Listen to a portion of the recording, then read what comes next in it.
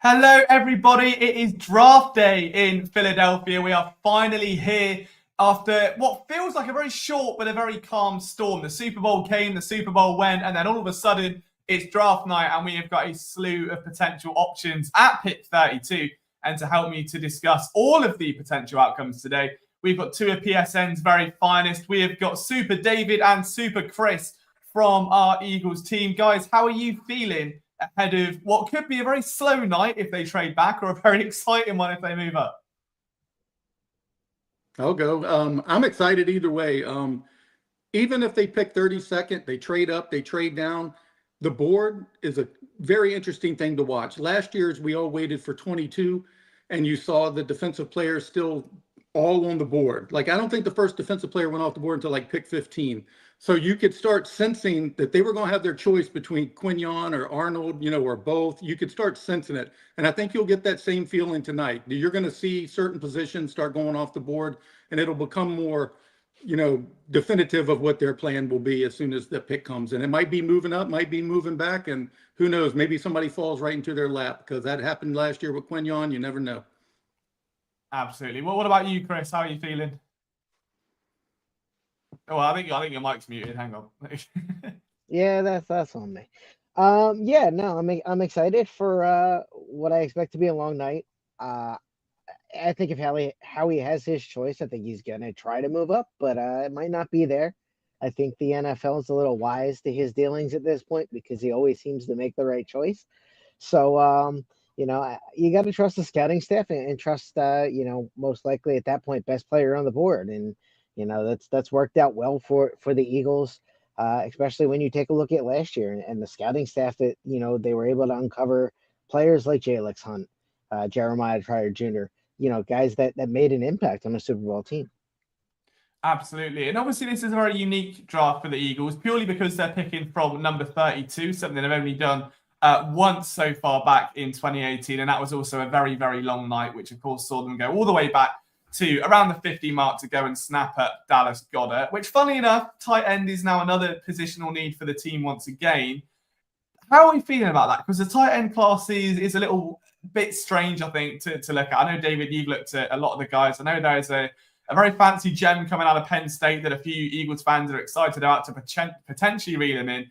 Where are you at on the tight end group? Because it feels like, looking at the first round, it's very trench related and there's a few safeties there, but all the hype is around, for the Eagles' perspective, defensive end and defensive tackle. Like, is there value on tight end there in the first round?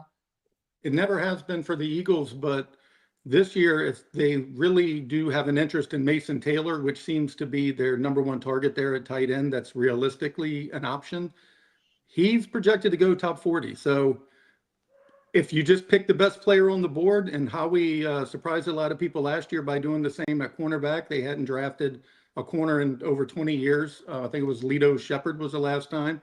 So I would think maybe a small move down. I think you've heard some of the rumors, like they have deals in place with the Giants and Saints potentially to move out of the first round if he's going to fall. But I think Mason Taylor is a very interesting target for them. And I think somebody who they would love to have. And if they get the sense that they'd have to take him at 32 to make it happen, I think they could, because nobody reads a board better than Howie Roseman in these drafts. There's no doubt about that. Yeah, I think that's a really good point, and I'll bridge that one over to Chris, because you'd like to think, especially from a Saints perspective, that after a while they might get a hunch at trading with Howie maybe isn't the best idea, and yet they keep coming back, they keep wanting more. And I know you touched on it just before this discussion, Chris, about Howie's very intricate sort of draft methods. Like, do you see that slowing down? Do you see teams kind of being a little bit less reluctant, or a little bit more reluctant, should I say, to deal with him? I don't know if it's less reluctant to deal with him.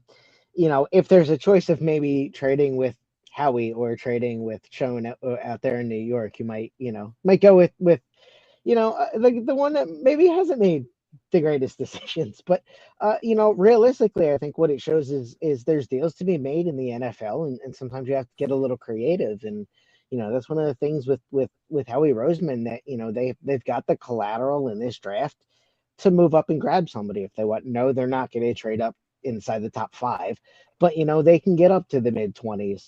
If there's somebody they really like in the second, third round tomorrow, they can move up from the assets that they have to make sure that they add the guys to the building they want to. Absolutely. And a quick shout to Joe and to Daniel Berry for hopping in and chilling out this evening. If you guys have any questions or anything you'd like to pose to any of us, please feel free to drop it in the comments. Zach's in as well. I'm sure it'll be a late night for Zach, who's one of the only other English Eagles fans that I know. So it's good to see some representation here across the pond. David, I want to come to you. So I think you've just become a draft specialist over the last few years, and the amount of prospects that you talk to and the random tidbits that I hear you end up just coming out with where you picked up along the... I'm like, how have you just... What? Is there a player that like maybe you've spoken to or heard stuff about that has really kind of moved you this year? Is there like one draft crush that stands over all the others for you? I have a couple at a couple different positions. Derek Harmon would be one at defensive tackle. I think he checks off a lot of boxes. I know a lot of people want Walter Nolan, but he should go a lot higher. And if he doesn't, there's a reason. If he drops all the way down there is a reason. And if the Eagles select anybody, I will put this out there, you don't have to worry about anything that is going on in their personal, private, physical. You don't have to worry about it because there is not a team that investigates these players more than the Philadelphia Eagles. If they're comfortable with drafting somebody, you should feel comfortable too, because they've looked into all of it. But I think Derek Harmon checks off a lot of boxes. And another player who seemingly thinks that the Eagles have a lot of interest in him is Trey Amos at cornerback. So, I think that's a sneaky need. I mean, it would seem a little strange after they went back-to-back corners a year ago, but it's also one of the positions that is now one of the more expensive to buy in free agency. And you get a contract, a cornerback on a contract for 5 years on a rookie deal. That's a big move, especially for a team that's going to be paying Jalen Carter $40 million a year next year. So they're going to need some of these cheaper contracts. Do you know what? I mean, I've been, I'm a big cornerback guy. Like, I love corners. And admittedly, I'm sure people in the chat will know what streams for a while. I've been very slow with draft stuff this year. Just haven't been able to get up to speed with it.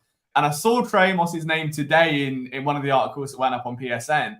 And I was like, oh, so I remember last year watching Terrion Arnold and kind of having my eyes just tilted just a little bit and going, okay, who's that over there? And I think the year before there was another Bama corner. I can't remember his name. And it was Amos over there again. And that intrigues me. He's one of the few corners I've been really familiar with over his tenure. I think he's a really good player. And as you say, like, he's getting more expensive. You can even look at what Darius Slay has ended up getting with his new contract. It's difficult to find perimeter players that you trust. And realistically, if you've got Keely Ringo in the mix as well, like, let's not forget he's going to probably be a factor.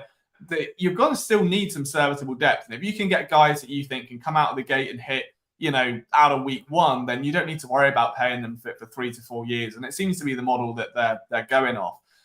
What about you, Chris? Any draft crushes or players that stick out to you?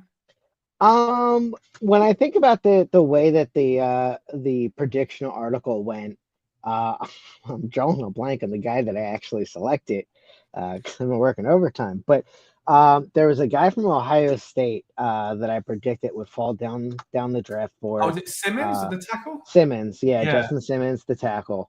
I just everything I read about him, I liked. Could have been a premier lineman in this draft, and still could end up being so. Just recovering from injury, and I think when you're picking in those spots in that 25 plus range, banking on somebody that might be dealing with some injury that knocks them down the draft board is a pretty good strategy. So I think that was a pretty good option there. You touched on the tight end from Penn State that's going to go off the board way before the Eagles have a chance. And then, of course, another guy they don't really have a chance at, which is Abdul Carter, who wants to be an Eagle so bad he can't stand it from what it seems like. But it's just I really don't see one. If there's another one, just to get his name on this stream because I'm a big fan of his, can't wait to see what he does. Ashton Genty.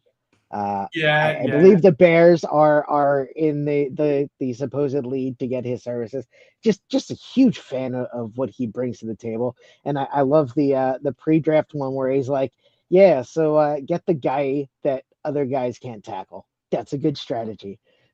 So I wanted to just throw his name out there as somebody I'm keeping my eye on in the draft, not necessarily for the Eagles, but just in the league in general. Yeah, love it. Really good stuff. We got Little G Griffith is in the chat. K1 is in just to cause some chaos and frustrate me at some point in the night, I'm sure.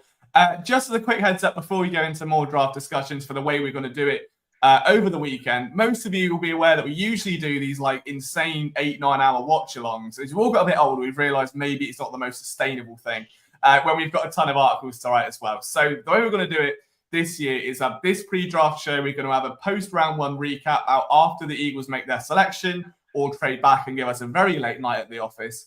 And then Tuesday, the same again, a pre-draft show and a post-draft recap. And then day 3, same again, you've guessed it. And of course, plenty of written content at phillysportsnetwork.com. Really interesting. I want to try and bring this to you guys because I love this sort of stuff where obviously every opinion on a player is subjective, right? Like whether it's stat-based, whether it's like based off tape, it's all the same thing. And I try to make a spreadsheet every year where I go on stream now and I'll break down players and I'll grade them in positional metrics that the Eagles would value out of 10. And the idea is if I do 5 of them, I get a grade out of 50. So if we're doing defensive end, it might be, get off. It might be pass rushing moves. It might be like setting the edge. And I'll just grade them all out of 10. And the idea is that anything over like 40 is a first round pick. 35 to 40 is like second. And obviously the lower you go, the worse it is. So I always try and find outliers. The biggest outlier I found was John Hightower. Went well. Ineas Smith was one. Jalen Reagor. Well, that was one that didn't pan out. I was really gutted because it ticked every box that I had fit for the Eagles' need, and obviously the player just didn't quite fit them. But I wanted to read some names and just get a rough take from you guys, and I can let you know how I've then graded them and just see how on or off that I am. Because again, I've been a bit rusty with the draft process. So we'll start with a name that's familiar because I know David mentioned him earlier. Derek Harmon was my highest graded player that I looked at with a score of 45. And that's, to me, I only done like 10, but he was by far and away the best one I looked at. You said, I would say that's like a mid first round grade if I was to put that there. Yeah, I think I have him like 14th or 15th player in the draft. Yeah, he's phenomenal. Everybody got to see him because Oregon was so good this year. So he was on TV constantly. But he was a little raw to start the season off, but he's powerful and quick. And more importantly, he penetrates the backfield with inside interior pressure, which is something the Eagles value a lot because nothing gets to the quarterback as fast as somebody running right over the center, right in your face. And they have excelled at having that the past few years with the duo of Milton and Jalen Carter. And a lot of people will say that Milton Williams got his big payday because of Jalen Carter. It helped, but Milton Williams is also a really good player. And if they can get somebody to fill that need with him, because I know everybody will say Moro Ajomo as well. Good player. I don't know. I mean, he was a 7th rounder. I don't know that he's going to be a guy who's going to take 70% of the snaps on the inside. So, yeah, I think, Harmon checks off all the boxes you mentioned. He's versatile. He can, play outside if you need him to, play inside. He pursues ball carriers. He covers the gaps. Strong tackler. I mean, I don't see any flaw in his game either. Yeah, he's really impressive. The second player, so we'll stay with defensive tackles. Second to him, I had Walter Nolan graded at 39.5. So I thought that was a big drop between what Harmon and Nolan provide. I thought Harmon was by far and away like the most dominant player at that position that I looked at. And admittedly, there are only 4 that I watched on tape like deeply. But he was a little bit behind. Then behind him, I had Kenneth Grant at 32. Now, again, I don't know a lot about Kenneth Grant. Where's he expected to go? You guys is he like mid? I would say like mid 2nd, 3rd round off of that tape. I wouldn't be surprised just because of the premium position if he goes late 1st, early 2nd. He was more like an NT, more it seemed like. Yeah. But I just think with the way no position has increased the value in free agency more than defensive tackle. I mean, look what Milton Williams just got. We mentioned corner earlier. Well, defensive tackle leads the way. It even surpassed edge rushers now. So I think that moves a lot of defensive tackles up the board. People you used to see at 40 to 50 are probably now 25 to 35 range. Yeah, that's really interesting. I've never thought of it through that lens, actually. So it's a really good perspective. And then the other player that I had graded was Shamar Turner, who I had at a 30.5. I don't see a lot with Shamar Turner. I wasn't a big fan. If any of you guys watched him, what are your takes on Turner? Ooh. I'm going to defer to David on this one. I'm not familiar with him. I watched some of his games. I watched like 3 of his games at Texas A&M. He exploits mismatches a lot.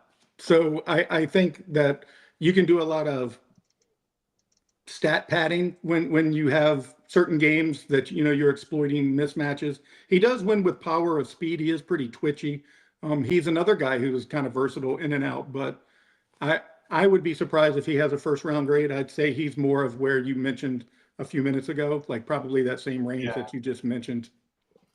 All right, so off of defensive tackle, I only did one defensive end, and if I'm honest, one was all I needed, and I kind of fell in love. And I feel like if he's in the second round, just if you have to trade up, fine. If he somehow slips to the third, it's a magical day and how we do the thing. If he somehow gets to the bottom of that third round, one man only, James Pierce Jr. I think, look, there are concerns, but something about that tape just gets me a little bit flustered on a Monday morning, and I can't quite put my finger on it. Have any of you guys watched this stuff or have any thoughts on him? So when I did my initial mock drafts, he was somebody that I was looking at 32 in just the randomness of what could occur, and he fell down to at least 32 there. He was somebody that I really enjoyed watching the little bit that I saw, 6'5", 245, definitely what you're looking for that outside rusher, got speed, good length, good jump, so I think he would be a good choice to pick off of that edge, and he's a younger player too, a junior coming out of Tennessee. Yeah, I would just say one thing about him, kind of like what I started off. He is a top 10 talent physically. He is amazing. Yeah. So if he is there at 32, there is a reason. And again, there would have to be discussions that's already been done within the Eagles war room if they're willing to take on whatever it is that his perceived fall is cause for. I never like to talk about college players like that, even if I've heard stuff. They all work too hard to be put down like that. And I don't ever like bringing any player down for, exploiting anything that's happened. And God knows I wouldn't want to be judged on my behavior when I was 20 years old. So there's no way I'm going to do it to these college kids either. So those are discussions that if you feel your locker room is strong enough to take on whatever it is that they perceive, the reason for him to fall for. But physically, he's a no-quit competitive motor on the field. He's potentially the top 2 or 3 edge rusher in this draft. Yeah, that's what kind of blew me away, because someone put it in the comments, oh, Liam's going to have fun with this. And I was like, okay. And I was like, I don't understand. Like, I looked at the name, looked at mock drafts, saw him like round 2. I was like, there's no way he's too good. And a few of the things were saying, like, his 2024 season fell off a little bit and now are concerned. So I found a 2024 game.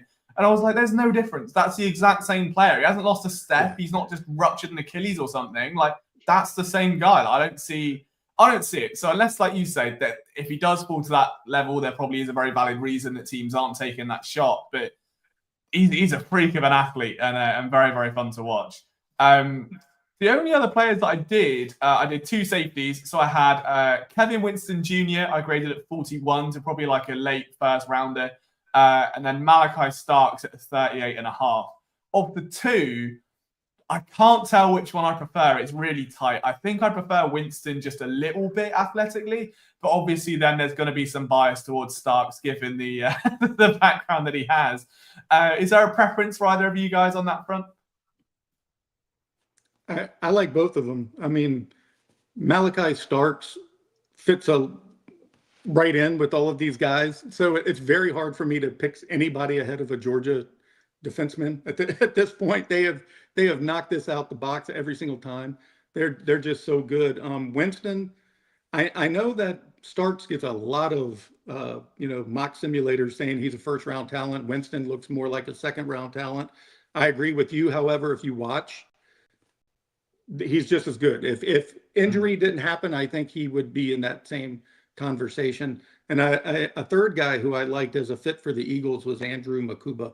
I think he really checks off a lot of boxes for them. He's versatile. He can play free safety, strong safety, and the Eagles move in and out a lot with that. Their safety alignment, they're in the single high 55% of the time and two high 45% of the time. So having versatility that goes back and forth like that's a pretty big deal if you're going to, look into the safeties to see which one would be a better fit for Philly. What are you thinking, Chris, on the safety front? Is there a name in that, like kind of rough first round range that piques the interest? I mean, yeah, it's definitely got to be Starks for me. David hit the nail right on the head. It's just that, excuse me, that Georgia defense has been too good, and it's really a bonus to get players that are basically pro ready because they've been playing that form of football for a year, 2 years, 6 months now with the NIL. However long it is that they're spending there. So I think that's a really good idea to get any of those players out of those schools because you kind of know that the groundwork that has been set. So if they have the chance of getting Starks, I definitely think that's a move. Just really quick on the safety position in general, because obviously they lost Chauncey Gardner-Johnson this year. It's a big hit to take. I wanted to float this just because I'm still unsure of it. And I'm not sure how many of you guys will remember this in the chat, but back in the days of training camp, if we turn back time for a moment, Cooper DeJean gets injured. And a lot of the talk around was that Sirianni was going to keep it simple his first year because he's had this shortened timeline. They can't rush him into being a safety. We'll keep him in the nickel so he can be comfortable there. Obviously, he played it in his final year at college. And we'll just see where we go with him. So now he's exploded out of that and done very, very well, as we've seen. Obviously, one of the most iconic plays in Eagles history now to his name as well. Do you think they still move him to safety and then instead you're looking at a nickel cornerback? Or do you go, do you know what? He's a fit there. He's confident there. If it ain't broke, don't fix it. Yeah, to me, you don't move him. The way NFL teams attack now with, 3 wide receivers, there is no way I would move him out of a nickel corner position. He has proven his value there, and he's versatile. Again, like I mentioned with the safety alignments, he can do that. So he can be your nickel corner, and if it's a different type of play formation sets up or they change at the line, he has the ability to read that and adjust, which a lot of guys can't do. So his versatility is worth a lot more than any other player you could probably put in there at this point. So yeah, there is no chance that I would move him out of that. What about you, Chris? Where are you on that front? Yeah, no, I'm absolutely 100% in agreement there. It just he was too good, and realistically, once he entered the lineup after the bye week, the Eagles defense was completely different. So I think what it really comes down to is you look for players that can fit that kind of a mold and are able to be able to be utilized in different ways. Again, referencing the roundtable that we did. I'm going to absolutely butcher his name because I didn't look it up phonetically, but Femi Oladipo, I think it was Oladipo. We'll go with we'll slow it down. Femi Oladipo played a little bit of linebacker. Is an edge rusher, and I think those are skills that how we can utilize, especially if you're able to get these players in the second, third round. That have more than just one skill set. They might be a little more raw. They might need to get a little bit of coaching, but really when it comes down to it, it's you're finding those guys that, you can kind of mold and utilize, that best fit your team. Yeah, I love that guy. You hit the nail on the head about him. He has all of the traits, and Philadelphia and Howie Roseman in the front office kind of gamble on traits now more than they have in the past. And you saw it with Nolan Smith. He had all of the traits, but he didn't quite have the production. He didn't always get the sacks. But man, when he put it all together, he became one of the most dominant edge rushers towards the end of the season. And in the playoffs, I think he led every player with most sacks during the postseason. But yeah, Femi is great. His closing speed is good. It's like a cheat code. He's so fast, and he's great in coverage, which is something else Fangio will ask them. And you made a great point earlier too with the Georgia players. They're already ready to get on the field, and that's a really big thing. If you're looking for a player to start this year, you're going to want it to come from a high caliber college like that, where these players can walk right onto the field because they have a 2 or 3 year window and they know it. And unlike after 17, when they had a lot of veterans and they didn't have many draft picks the following years, they're locked and loaded now. And if they hit a nail on the head with all these picks, they have a real good shot to do something that hasn't been done in any of our lifetimes, and that's go back to back. Yeah, 100%. Completely agree. I want to touch on Lambarou's comment here, who states about the understated need that is cornerback. just because they're not sold on Keely Ringo, which I love Keely Ringo. I think he's very feisty. I think he's very physical. I know it's hard to gauge preseason snaps reliably in the bigger picture, but I think when given the opportunities, look really good. Training camp, only ever heard good things.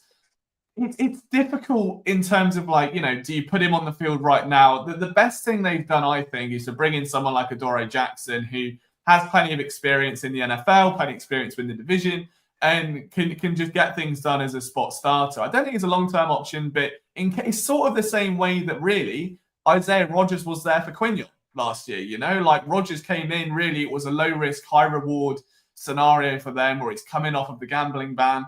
If he gets back up to form, he was a great special teamer and beyond. And if he doesn't, you hand it over to Quinion. And everyone forgets that until week one of training, or week one of the season, Rodgers was meant to be the starter. That was his role. And then just unfortunate luck for Rodgers and great luck for Quinion that an opportunity came up because of injury. Mitchell never looked back and very almost had a defensive rookie of the year caliber season. So I don't see the need at cornerback being overly desperate. I wouldn't say it's one of the top three. Where are you guys at on that? I look at cornerback like I look at offensive linemen, and like I look at wide receiver, is you can never have too many. Is one of those places that it's really, really tough, especially if you start to get into 2 and 3 injuries into that room. Linemen, you can try to mix and match as Jeff Stoutland has done year after year after year. But, if you don't have enough bodies and you're starting to pull from practice squads and whatnot, that's when you start to get into some trouble. So I'm in the mindset of add as much talent at cornerback in the lines, in the trenches as you can. And, even if you have to work with a 4th or 5th round pick to mold him into a guy that plays 40, 50 snaps, in a week, that's worth the time investment versus, trying to scour that waiver wire and get those replacement players when you need somebody in week 13. Yeah, it's interesting. I want to talk about this as well, because Greg mentions he's going to look at the pass rush as a priority. I think the edge position is a weird one to look at from an Eagles perspective, purely because there's one man there who's hogging up a significant amount of capital after his acquisition last year in Bryce Huff. And at the time he was signed, I remember, I've said it a million times now, so apologies again for anyone watching this. But when he first signed, the very first stream I said was, this is not a one-year thing. He's got to stink the first few games. Everyone's going to panic, and that's going to be the end of it. But they're not paying for ability, they're paying for potential because they've seen what he can do as a situational edge rusher. You don't make that transition overnight. That takes a lot of mental conditioning of when to go, when to stop. You can't be flat out 100% against gassed up or gassed out offensive lines. It doesn't work like that. You've got to be comfy at 60 to 70 and then ready to step on the gas when the opportunity presents itself. So you go into year 2. Bryce Huff's first year didn't end at all well. In fact, it didn't really start at all well. But you're now in a situation where if you go after, let's say, for instance, JPJ, who I'm in love with at this stage, or any of the edge rushers available, does that just sort of immediately put an end to that Bryce Huff experiment? Does that just draw it to a close and go, well, we tried, we failed, you can be a rotational guy, now we're going to start our rookie at, opposite Nolan Smith or whoever? It's a really interesting thing. So if you draft a first round pick, you're expecting him to become that starter. But then again, you can never have too many edge rushers. Where are you at, David, on the edge rusher front this year? I do think it's a need. I think Bryce Huff could turn out to be a lot better than what we saw last year because he was playing far out of position compared to what he did when he was successful with the New York Jets. He was a kind of, hand in the dirt guy who just went after the quarterback, and he was being asked to set the edge and do a lot of things that he didn't really do in New York. But I think sometimes the Eagles tell you and answer a lot of questions all of us have by their actions, even though they never state it. They went and signed Azeez. They went and signed Uche. They brought back Patrick Johnson. Clearly, they're not completely sold on what they have at edge. And like with corner that we were talking about a moment ago, when the Eagles drafted Keely Ringo, Fangio wasn't a part of this regime. And the first thing that happened when he got on board as defensive coordinator was they drafted 2 corners. So sometimes that might tell you everything that he thinks about a certain player without actually saying it. I mean, I think their actions tell you a lot sometimes. So I do think they're still looking for an edge. I don't know if it's high priority, but again, this draft is so weird because there's so many variables due to the COVID-19. There's so many players. There so many guys in their 6th year. There, I think one of the defensive tackles will turn 26 before the season starts. The guy from Toledo, Darius Alexander, I think he's 25 in like 7 months right now. Oh. So there's a lot of variance there. But if a younger guy who kind of fits their mold falls, there's no way I could see him passing it up, because I think this draft is kind of low on top tier talent. So if you get a chance to get one, you grab it, regardless of the position. I mean, so on that note, we know it's a very top-heavy draft sort of throughout the class. How much priority do you put, if you're Howie Roseman, on just kind of taking what you can get, and if you can take gambles on players that fall to you, and like we saw last year, it was a dream scenario with both Quinion and Cooper DeJean, for instance. But if those opportunities aren't there, just not swinging, trading out and stocking up assets for next year, where there's a bit more buzz around the class already. And I can't tell if that's just because there isn't much around this one, so everyone's just automatically dogpiling the next one. But they're also not really in a position where they need a home run hit class. Like, they're not having to hit an emergency reset. Like, if you look at the offense, I think every single position outside of Goddard is near enough secured long term now. Be it rookie contracts or be it a recently extended one thanks to Cam Jurgens. Like, all the receivers outside of the slot, Saquon, the entire offensive line, and of course Jalen Hurts. Defensively, you've now got a lot of flexibility with Carter, with Davis, who will be coming up to contract years, but the secondary's good. You've got yourself Zach Bourne back. You've got Jeremiah Trotter to develop. Nakobe's going to be in a prove-it situation. And like, as much as a good draft class is needed, I don't think they have to put pressure on themselves to overbear themselves and reach for those like a bit riskier selections, if you will. Yeah, I would definitely. Yeah, absolutely. It's one of those things that if Howie ends up trading out a 32 to one of those QB needy teams, picks up a 2nd round or a 4th, and a 2nd round and a 5th, something of that nature, I don't think you're getting that Milton Williams reaction where he's going around high-fiving everybody. Somebody's all disappointed. I think they're fairly happy with that. The Eagles are in a fantastic position. As you can tell from David Shirt, they're the defending Super Bowl champions. So it's one of those things that, it's sunny in Philadelphia right now. And I think it's kind of gravy. I think they're not pressed. They've got important positions locked up. And I think it's one of those things that it's you trust the draft board, you trust your scouts, and you take the best players that are there. Yeah, where are you at on that, David?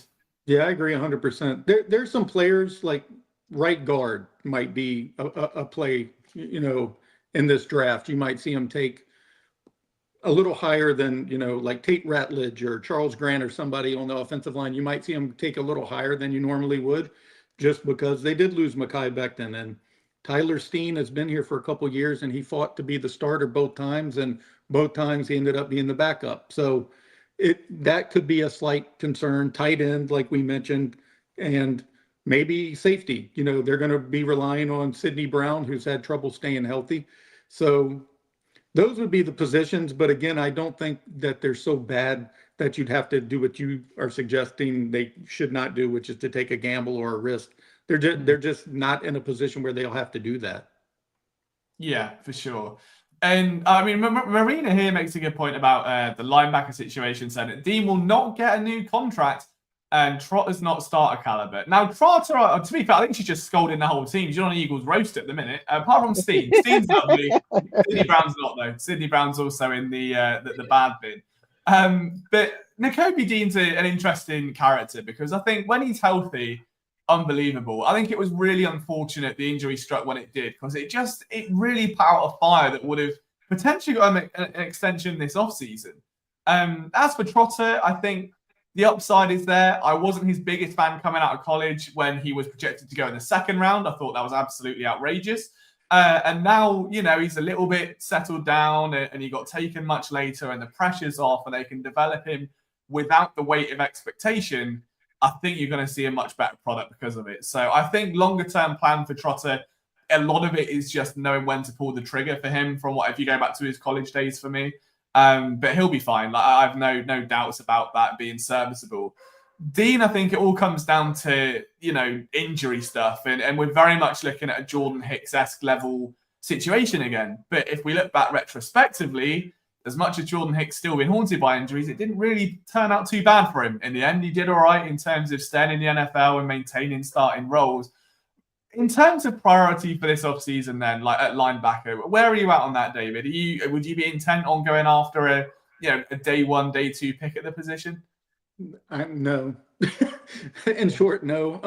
I don't know that there's many of those kind of guys in the draft, unless you got somebody who fell, like Jahad Campbell or something, or Jalen, from Georgia, another Bulldog. If a scenario like that happened, but I disagree with Marina there about Dean. I do think he'll get another contract if he proves to be at all healthy. He is a big component on that defense, and in the locker room and on the field, all the players go to him. He's like their quarterback. He's like their leader. He's like the Jalen Hurts of the defense. They all love him. They all look to him. He controls almost everything. And maybe some fans just don't realize the impact he's had. But if you look at the Super Bowl celebrations, who was everybody standing next to? Jalen Carter at the end of the Super Bowl was standing on the field next to Nakobe Dean in street clothes. And then so was Nolan Smith. And so was, you can go on and on and on. They love the guy, and the Eagles like him too. And he has had some fluke injuries, and you made a great comp with Hicks. As soon as he left the Eagles, he had 3 or 4 years where he didn't miss a game. So, those things happen, and he doesn't have like something that's consistently recurring. This injury is his biggest challenge he'll ever face, because coming back from this one is a lot tougher than anything else he's ever had to do. Yeah, absolutely. What about you, Chris? I'm glad David mentioned exactly what he mentioned, because he was the captain at Georgia too. And there's a lot to be said for that, because he's basically been leading those stars. He's been leading Jalen Carter for 4 or 5 years now. And that's not an easy thing to do with the egos that a lot of these NFL athletes seem to have. Now, I'm not,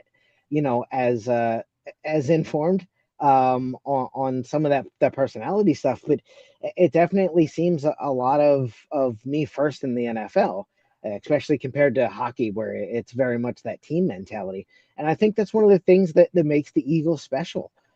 They bring a very a very family oriented mindset to team building, to the organization. I had the lucky chance of working for the event staff for a couple of times during the preseason before Liam poached me away, and I wasn't able to work for the Eagles before, but everything there is about family, about just including people and making it a great experience for not only the Philadelphia fans that get to go watch it, but for the people that work there, for the people that are spending their time there, for the full-time workers, for the part-time workers. Everybody is included. So I'm glad that Dave touched on the leadership issues that he brings, because that in and of itself could get him a contract. And then if he's not able to stay healthy, he's definitely somebody I could see as a potential coach down the line because of those abilities.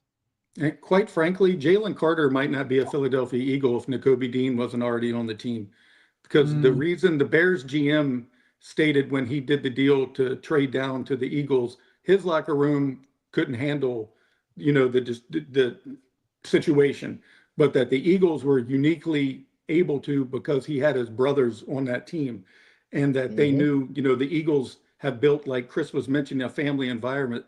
They have cultivated a safe space for a lot of guys who have gone through some troubling times, and that played a huge role on them even being able to draft him. I find it very interesting to see how CJ GJ responds to getting the trade to Houston, because I feel like he excelled in the environment that was created here in Philly. Yes, injury struggled when he went to Detroit and kind of hampered that season a little bit, but I really think it was the atmosphere that helped him excel. So I will be very interested to see what happens Houston this year. Yeah, and I feel like there's a lot of ifs and buts around this team, and fans have different opinions on players like throughout. But it's about the future now. We can worry about the current contracts and stuff, and I'm sure we've got plenty of streams where we can dive into all of that good stuff. I wanted to talk sleepers because I think that's one of the most fun parts of the entire draft, and I'm trusting you guys to come at me with your best. And before we do so, it's only right that we welcome Mike Gregor. I think I'm not sure whether he was ready to be dropped onto the stream yet or not, but I'm just throwing him into the deep end anyway. That's good. How are you this evening, Mike? I'm good. How are you? We're good. How are you feeling about the draft? Pretty good. I really don't know what they're gonna do. They have a lot of needs, and I feel like I trust Howie at this point to do whatever needs to be done. If they trade up, great, get an impact player. If they trade out of the first round, I wouldn't be surprised. I'm good with whatever. Yeah, it's definitely a safe space to be, isn't it? Where you can just kind of let the draft run on autopilot. I think even a few years ago, the amount of sweating and kind of anxiousness that would surround an NFL draft would be insurmountable at the best of times. I think especially coming after just a few really unfortunate drafts, be it, the Jalen Reagor situation, you go back a little bit further and there's just hits that just didn't quite pan out. I know we've spoken to the other guys on the stream about like their kind of favorite players coming into tonight. Is there a player at 32 who you're just kind of besotted with, or a couple of targets that you'd really want to see in Midnight Green this year? If they stay put at 32, you're saying? Yeah, well, you can move. I mean, it's your hypothetical. They can go all around the board for you. I mean, what's the safety from Georgia? I think could be down there. I'd be okay with that. Connery, the offensive lineman, if they stay put. I feel like that edge rusher Pierce, James Pierce Jr. is starting to drop a little bit. He could be down there. Like I said, I'm kind of okay with whatever they do. But like in my write-up, I if they could trade up and get like a greater player, like a Michael Williams or a Jalon Walker, he's probably going to go higher than they can get to. Or even I like Loveland, the tight end too. They have a lot of options. But the guy I told you, my sleeper pick is Josh Simmons out of Ohio State. I know they don't technically need a tackle right now, but with the injury situation, it kind of reminds me of Landon Dickerson, and I just feel like it could be a sneaky move, and it's a kind of a Howie move thing to do, especially if you don't feel like Lane Johnson's going to play out the next 3 years, which I know he's been relatively healthy, but 3 years is a long time for a guy of his age, mid-30s now. Yeah, I mean, I've just turned 30 and struggle getting up in the morning, so I don't know how he's moving like 350-pound defensive lineman around. We'll get into sleepers in just a little bit. NBA Now is coming with, I just realized NBA Now and Then. So it's a friend of ours. So shout out to that podcast. Tremendous. Former PSN member. Uriah is a part of it. I know Zach's featured on it as well. What defensive position is most critical for the Birds? We'll go to you first, Chris. I can do clockwise now on my screen, which makes life a little bit easier.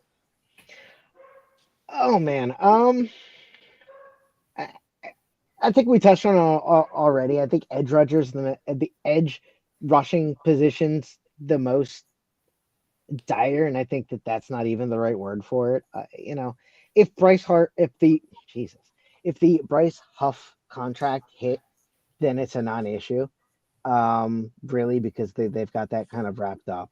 I think they're in a good position where I don't think there's a specific need, but like if you can find somebody that fits your group, that find, obviously David doesn't think that there's a ton of talent at the linebacker position, but maybe you find somebody that can fit the room that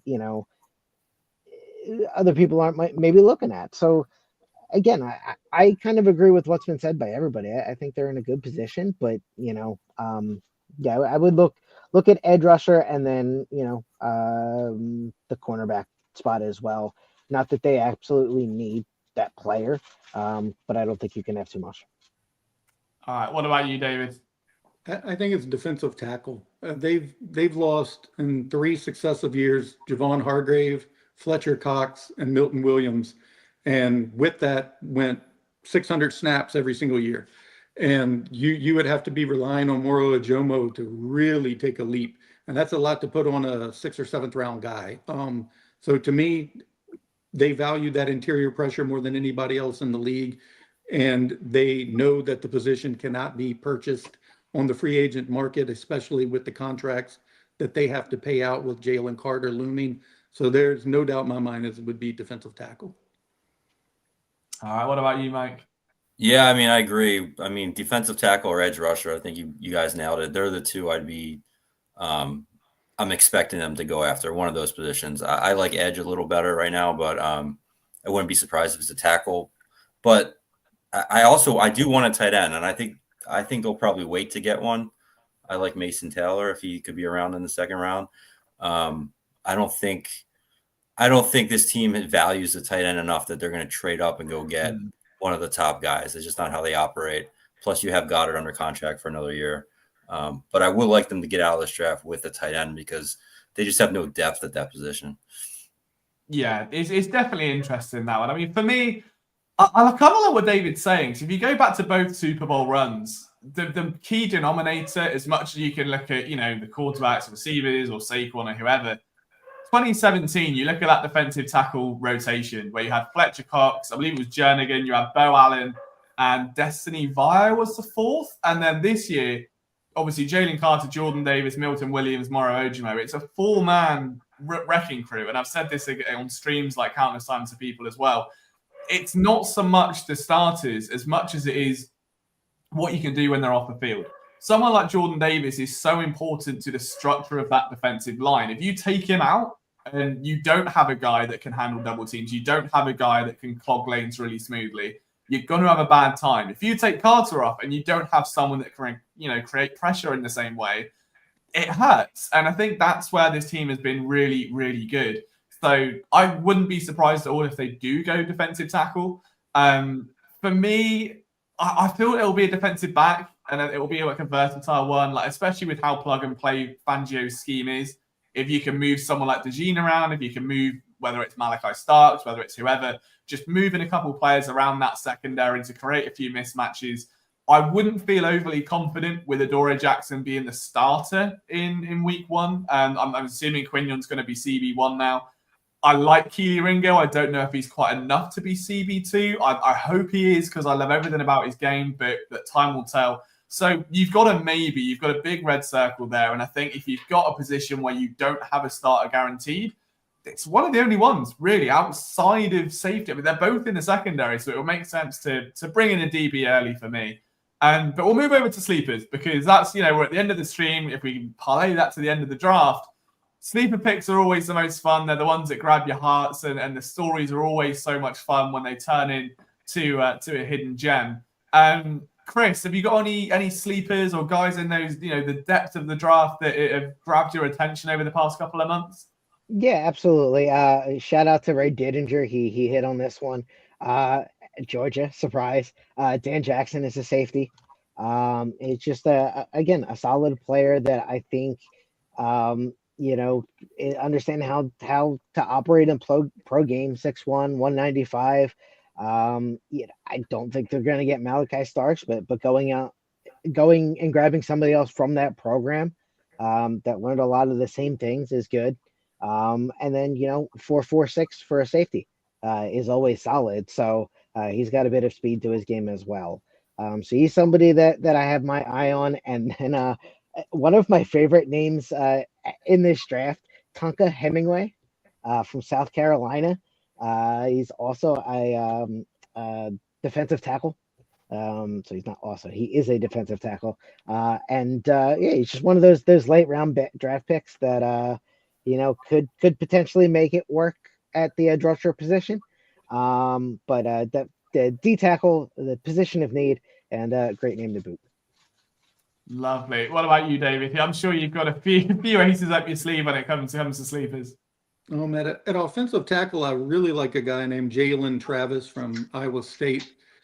He gets out of his stance as fast as any other tackle in this class. He's got great length and uses leverage, and he just has a lot of core strength. He has experience at both tackle positions. He'd be an ideal selection for a swing tackle early and the eventual heir to maybe Lane Johnson. down the road. He is a player that the Eagles use one of their 30 visits on, and he probably could be had maybe, in the 5th round, maybe a little earlier or later. It's always so hard to judge because all it takes is one team to think like you to knock everything out of whack. And then the other guy would be an edge rusher named David Walker out of Central Arkansas. He's been a sleeper for much of the drafts, but he will not stay one. He was built to be a pass rusher. He's got excellent closing speed. He's quick, a really high football IQ. He always has a game plan setting up the offensive lineman. He just has a really fantastic approach. When I was watching him at one of the games, there was a scout, and I wish I remembered. I don't know which team he scouted for. And I said, am I crazy? Does he remind you of Brandon Graham? And he said, well, you might be crazy, but it won't be because of that. He does remind me of Brandon Graham too. So he is a player that I think would be a pretty intriguing guy to bring on to Philadelphia. Love that. Well, what about you, Mike? Have you got any secrets stashed away at the bottom of the draft class? Yeah, I haven't really gone down deep into it. I do know my buddy went to Syracuse, so he's big on that program. I know they have a tight end, Gadsden, who could be there in the later rounds. And he's got the pedigree from his father, played in the NFL. So I'd look at a guy like him maybe if they wait on the tight end spot. And then I just recently read about this guy. I'm probably going to botch the name, Ashton Gillette from Louisville, is an edge rusher who could be had late. Doesn't have a ton of buzz around him, but could be someone if you wait on an edge rusher. Plus, they just like to stack up those edge rushers when they can. So, yeah, I haven't done as much research as the rest of the group here, but there's 2 names for you. You're still ahead of me on that front, so don't worry too much. But we will take some predictions for the draft then as we come towards the end of the show. So pick 32, are they hitting? Are they sticking? Are they trading away? What are they saying, Chris? Who's being taken or which picks are being swallowed up? Ultimately, I think the value ends up being too high, and the quarterback need in this league is going to tempt somebody to end up calling Howie and trying to get back into that first round, get that extra year of contract control on the quarterback that you don't get if you take him in that second round. So, I think that with the predictions that have been put out there by the PSN squad, I think that a lot of those are going to be correct. Falling somewhere back into the 40s, picking up an extra pick for another lottery ticket in the 4th, 5th round. But then again, he definitely could be swayed to stay on the board if somebody ends up falling, because they definitely have the room that's able to handle any character concerns. I don't think that's an issue for this club, and that's something that you can't say for the rest of the league. So if they get somebody based off of a character concern, I think they might take that opportunity too. All right. What about you, David? I mean, where's your crystal ball seeing the Eagles going tonight?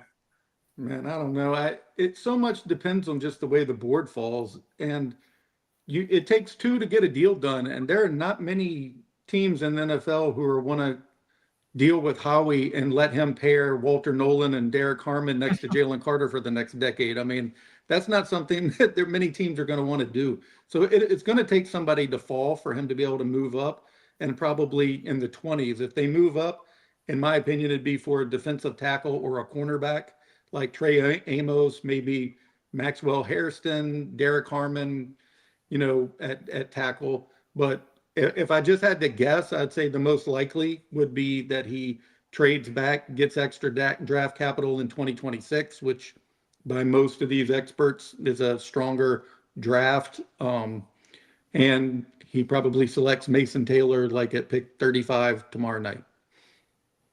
Love that. What about you, Mike? Yeah, I mean, I kind of agree, not to cop out, but I think it all depends on how the board shakes out. If you have guys like I think pick 8 is going to be interesting with Carolina. A lot of people have them taking Jalen Walker from Georgia. If they don't take him, then I think you're going to get a couple run on the teams that don't really need edge rushers. So how far does he drop, and how much capital are you willing to give up to go up and get a guy like that?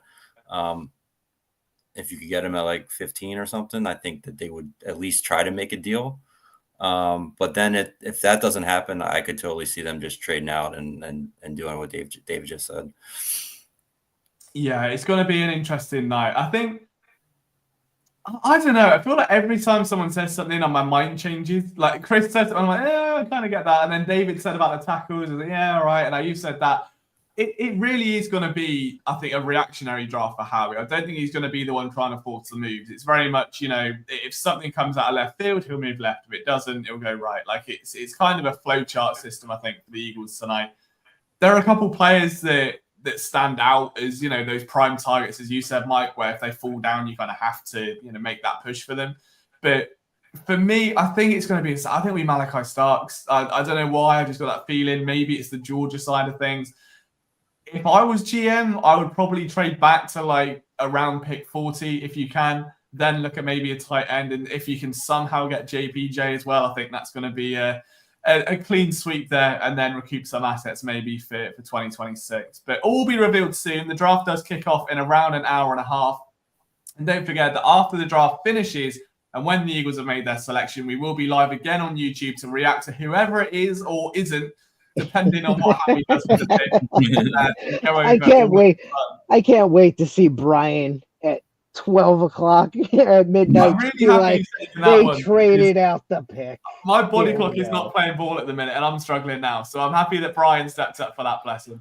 But yeah, so we'll have Brian and the guys coming on a little bit later tonight to talk about whoever it is the Eagles select. And then around the same time tomorrow, if not a little bit earlier, we'll be back here again to preview round 2. Talk about some prospects still on the board, talk about some teams maybe to trade with, and of course, forecasting what could be another chaotic couple of days. So before we go, a massive thank you to Chris, to David, and to Mike for coming on, sharing their knowledge, their passion for the birds, and just a personal one from me. I know I've bored them with thank yous nonstop recently, but just for all of their content over the last couple of months, or in reality forever, but the last couple of months have just been absolutely outstanding. If you're not going to phillysportsnetwork.com to get your Eagles fix, I know I'm biased, but you're completely missing out on some of the best coverage out there. None of it's behind the paywall. There's nothing dodgy. It's just flat out cut to the chase analysis with some of the best insights that you can find. So if you want to read some mock draft, if you want to get stocked up on some insights before the draft, please feel free. phillysportsnetwork.com. And from myself, Liam Jenkins, and our beautiful team of Eagles writers, we'll see you on the other side, and hopefully it won't be at 6 a.m. when the draft finally ends and they're back at pick 73. We'll find out soon, but until then, go Birds.